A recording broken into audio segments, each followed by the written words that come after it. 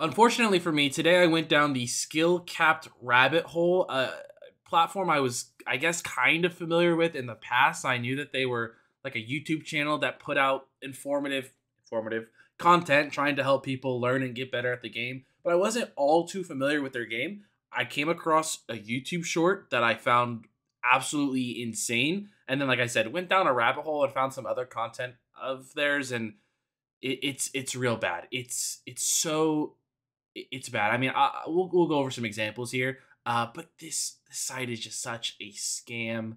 We'll go over it today though. I wanted to start off with the short that kind of started it all for me. The stupidly easy champ to climb with.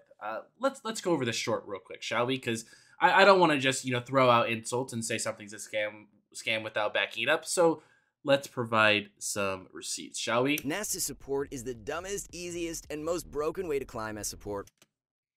Let's just start with that. Nasus is the most easiest, dumbest, most broken support in the game. Now, I'll give them the benefit of the doubt. Maybe this is sarcasm. Maybe this isn't meant to be taken seriously. Maybe. Let's continue though. While also making your opponents want to uninstall League of Legends. Here's how to abuse this secret OP pick.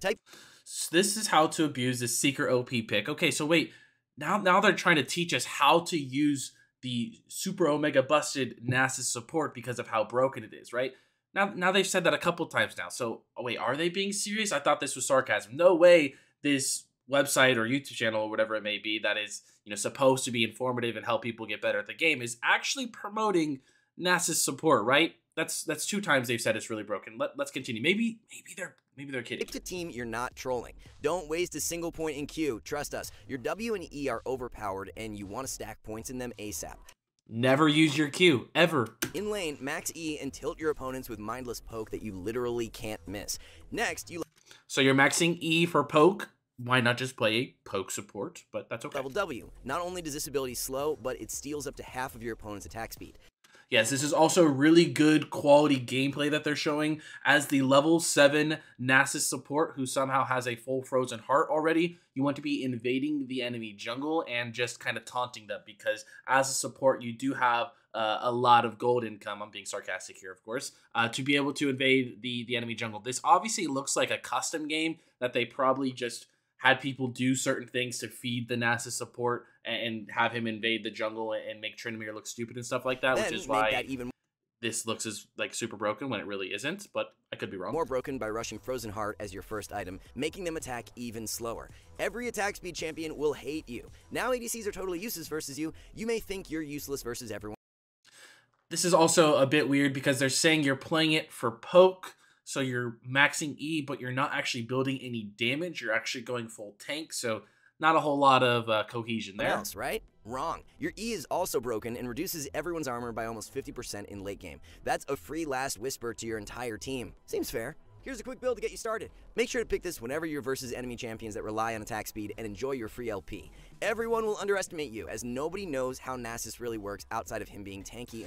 Enjoy your free LP. I feel like maybe that's the last straw. Maybe they're actually being serious in promoting this. Now, lucky for me, I haven't quite seen a Nasus support in my game yet, or in my games yet, so hopefully no one is taking this seriously, but you gotta think at some point in time, if you're putting out content like this consistently, shamelessly promoting things that aren't good and setting people up to lose their games, some people are going to be taking it seriously and actually picking this, unfortunately. And stacking Q. Check out SkillCap for more tips like this. Check out SkillCap for tips like this. Yeah, no thanks. Let's dive a little bit more into the numbers behind Nasus. So here we have Nasus supports with 482 games played, has a 42, almost 43% win rate. So not quite as broken and strong as they said it was. Let's go ahead and look here at the list of every single support champion in the game that they have listed here on LOLlytics. This is sorted by win rate right now currently, with Twitch support being the lowest. So Nasus isn't actually on this list because he's not a support. But if you were to plug in, this win right here, he would actually be the worst support champion in the entire game. So not really sure where they're getting their credibility from. Here's another example here, though. This is a more recent video. They uploaded this actually today, just 5 hours ago. 10 new Korean builds to abuse on patch 13.8. So a couple of things that they're doing here. They feel like if they throw the word Korean in there, that it gives them more credibility, that they're really smart in coming up with something that people are going to be interested in. They also think, hey, let's just throw Faker's face on the thumbnail next to Azir because Faker's building Azir. I actually looked at Faker's games recently. He's not playing any Azir, actually, so that's a bit strange. But there are some pro players that are, playing Azir recently, so let's look at some of their builds. I mean, let's just scroll down here. Looking through all of these, this is probably a sample size of what, like 30, 40 games. I see 1 Frozen Heart, 2 Frozen Hearts. So, it's definitely not the worst. You can build Frozen Heart on Azir, but to say that this is a new Korean build to abuse, I feel like that's a bit of a stretch. Not only is Faker not seen in any of these games here, but Frozen Heart's built twice in like a 40-game sample. So you're kind of setting people up with a false understanding of builds, telling them that something is super broken when it's not. But also it's an armor item that is meant to reduce attack speed, right? So if you're setting people up to just build this in every single game when it's only good in 2 out of 40 sample size games, you're not setting people up for success. So that's one thing. But again, I'm a support main. I'm not a mid lane main. So I don't have too much of an opinion to chime in on that. So let's look at something I possibly do understand a little bit more. Let's talk about the Korean build for support that they advise you play on patch 13. The past few patches, the play rate of LeBlanc's support has been steadily on the rise over in Korea, and it's actually winning at a solid rate as well. The way you build and level your skills differs drastically from what we're used to seeing on LeBlanc mid. For the build, it's a Night Harvester rush with Shadow Flame 2nd and Wardstone 3rd. Don't max W out first in LeBlanc support, as a Q max is how you're going to be most effective. The poke from Q is what gives LeBlanc support a lot of power, especially when laning against melee supports. I was already concerned enough that I might have to see some Nasus supports in my games. Luckily for me, I'm a support main, so I don't have to see other support players in my game. But I really hope, again, this video came out 5 hours ago. I really hope for the sake of all of you guys that you guys don't have to play with any LeBlanc supports in your games. Especially with this build, especially with this build path. I'm very sorry if you have to deal with that. Now, LeBlanc support isn't nearly as bad as the Nasus support that they were promoting.